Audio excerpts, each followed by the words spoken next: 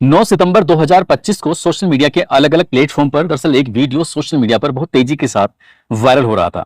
उस वीडियो में एक व्यक्ति है जो जमीन पर पड़ा हुआ है, उसके आसपास भीड़ का एक जमघट लगा हुआ है और उस जमघट में लोगों के पास लाठी हैं, डंडे हैं, कुछ हथियार हैं और वो लगातार उस व्यक्ति को लातों से, घूंसों से, डंडों से मार रहे हैं, पीट रहे हैं। वो व्यक्ति कुछ ऐसी स्थिति में था, ना शोर मचा सकता था, ना ही बचने की अपील कर सकता था।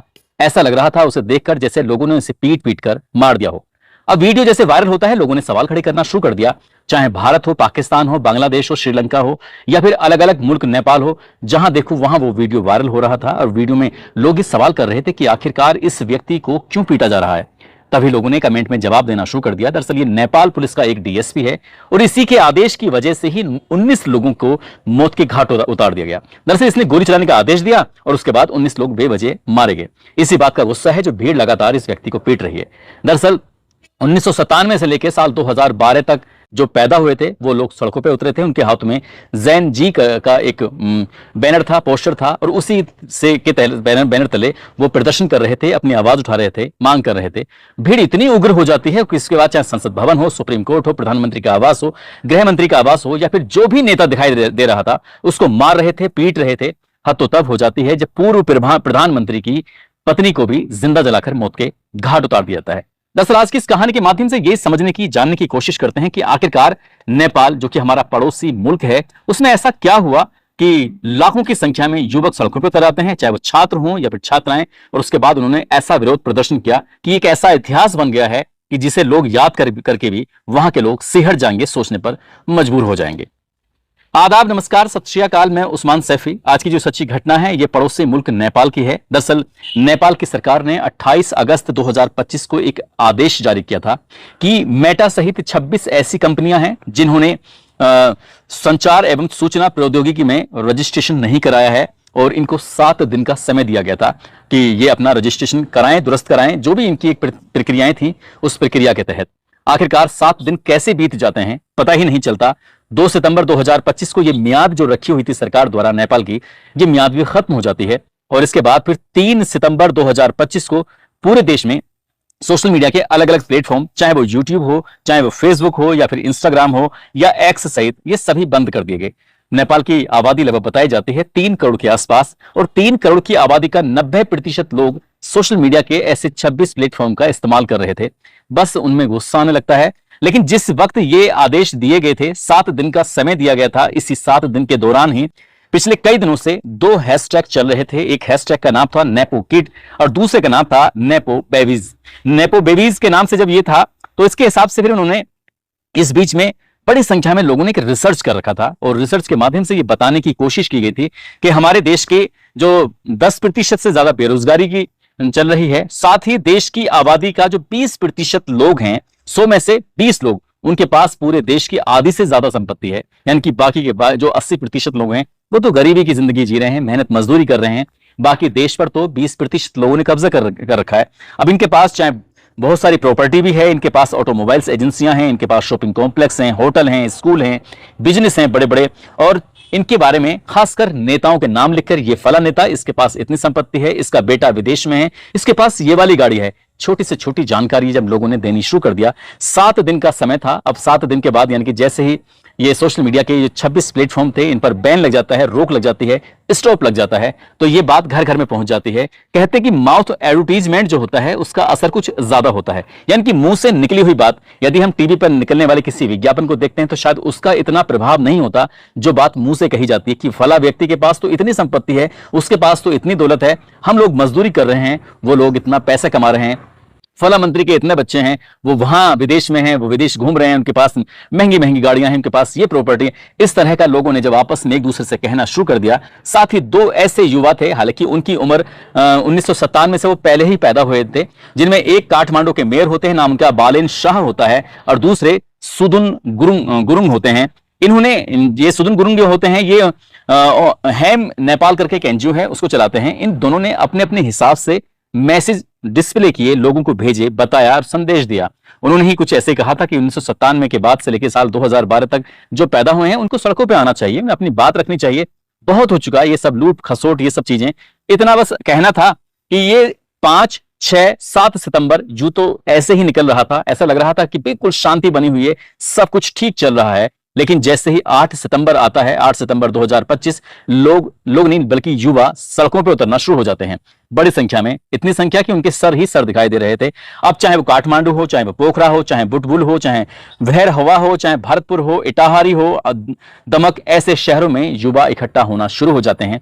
बड़ी संख्या में जब इकट्ठा हो रहे थे, उसके बाद वो सरकार विरोधी नारे लगा रहे थे, और नारे लगाते लगाते वो संसद भवन तक पहुंच जाते हैं।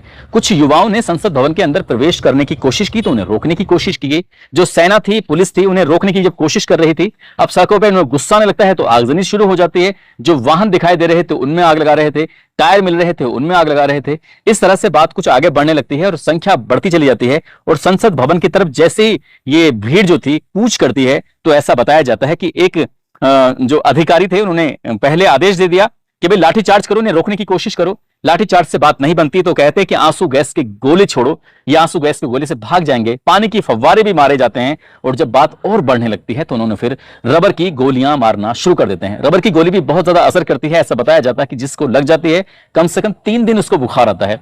रबर की गोलियां मारी जाती हैं, और इसी बीच में एक डीएसपी साहब ऐसे होते हैं, उन्होंने ये आदेश कर दिया कि ये नहीं रुक रहे हैं तो गोलियां चलाना शुरू कर दो।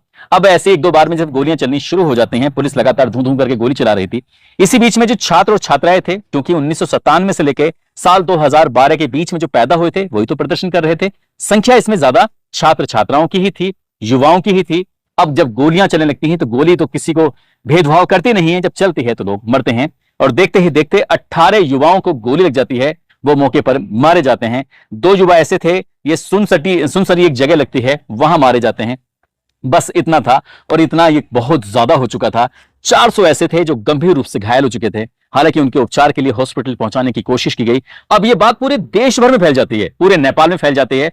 अब सरकार पर दबाव बढ़ने लगता है। आखिरकार सरकार ने 8 सितंबर 2025 की शाम को ही अपना जो आदेश था उसको वापस ले लिया कि 26 प्लेटफॉर्म जो सोशल मीडिया के हैं, हमने उनसे बैन हटा दिया गया है। अब नहीं, अब कोई दिक्कत नहीं है, जैसे थे वैसे ही चलते रहेंगे।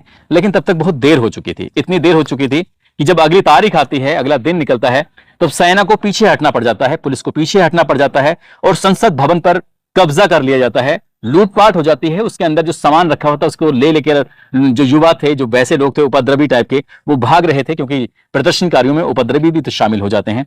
उसके बाद फिर आगजनी शुरू हो जाती है, और संसद भवन को पूरे आग के हवाले कर दिया जाता है। राष्ट्रपति भवन को भी पूरी तरह से फूंक दिया जाता है, उसमें भी लूटपाट होती है, आगजनी होती है। उसके बाद कहानी जहां नहीं थमकी, बल्कि गृह मंत्री का जो निजी आवास होता है उसमें भी आग लगा दी जाती है। सुप्रीम कोर्ट भी फूंक दिया जाता है। सुप्रीम कोर्ट में रखी हुई लगभग 25,000 फाइलें थी जो जलकर खाक हो जाती हैं, और उसके बाद पूरे देश भर में क्या स्थिति रही होगी सहज ही अंदाजा लगाया जा सकता है। अब सेना तो, क्योंकि सेना पीछे हट चुकी थी, और जो सरकारी आवास थे उनको भी फूंक दिया जाता है।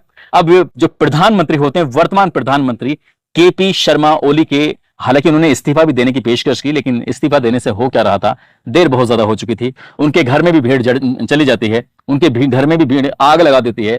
इस बीच में सेना को लगता है कि शायद ओली के जो परिवार वाले, इनके प्रधानमंत्री के परिवार वालों की जान को खतरा है, उन्हें वो अपने आगोश में लेते हैं। जो हवाई जहाज, हेलीकॉप्टर जो होते हैं, उनके माध्यम से उनको यहां से भगाया जाता है, दूर छुपाया जाता है, कहीं ऐसा ना हो कि प्रधानमंत्री मारे जाएं। लेकिन इसी बीच में भीड़ लगातार फैल जाती है। जो 7 दिन से लगातार मंत्रियों, नेताओं की जानकारी थी कि इनके पास इतनी संपत्ति, इनके पास इतनी दौलत है, इनके पास इतनी गाड़ियां, इनके पास इतनी प्रॉपर्टी है, उनकी बारी बारी से सूचनाएं जो लीक हो रही थी, तो लोगों में उनके प्रति गुस्सा बढ़ रहा था कि हम तो बेरोजगार हैं और ये देखो कितनी मौज मस्ती मार रहे हैं। पूर्व प्रधानमंत्री शेर बहादुर देउवा के घर को फूंक दिया जाता है। उनकी पत्नी अब विदेश मंत्री होती हैं, आरजू राणा, उनके दौड़ा दौड़कर इन मियां बीवी को बहुत ज्यादा पीटा जाता है, हालांकि किसी तरकीब से इनकी जान बच जाती है। और काठमांडू में एक दल्लू इलाके में पूर्व प्रधानमंत्री होते हैं जिनका नाम है झालानाथ खनल, उनके घर में आग लगा दी जाती है, और उनकी पत्नी होती हैं जिनका नाम राज्य लक्ष्मी चित्रकार, उनको जिंदा जला दिया जाता है। हॉस्पिटल लेके जाते हैं, तब तक वो मर जाती हैं, यानी कि वो भीड़ की उस आगजनी का शिकार हो जाती हैं, मारी जाती हैं।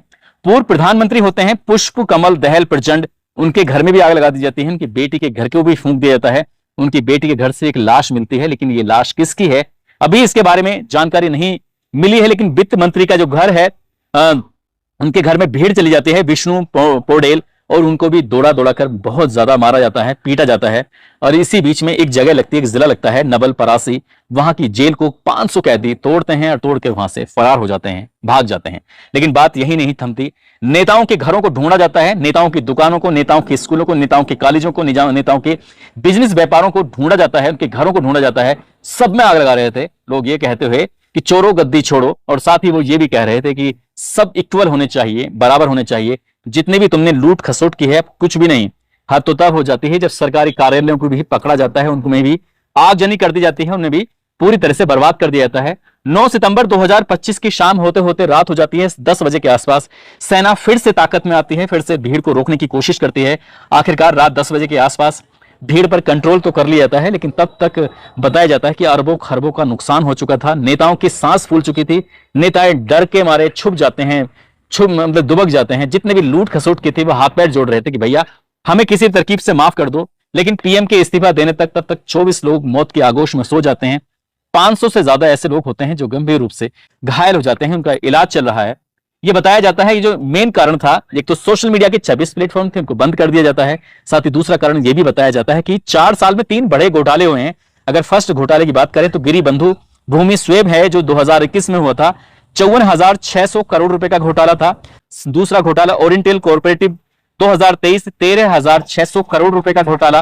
कोऑपरेटिव 2024, इसमें 69,600 करोड़ रुपए का घोटाला। इस तरह के बड़े घोटाले हुए थे।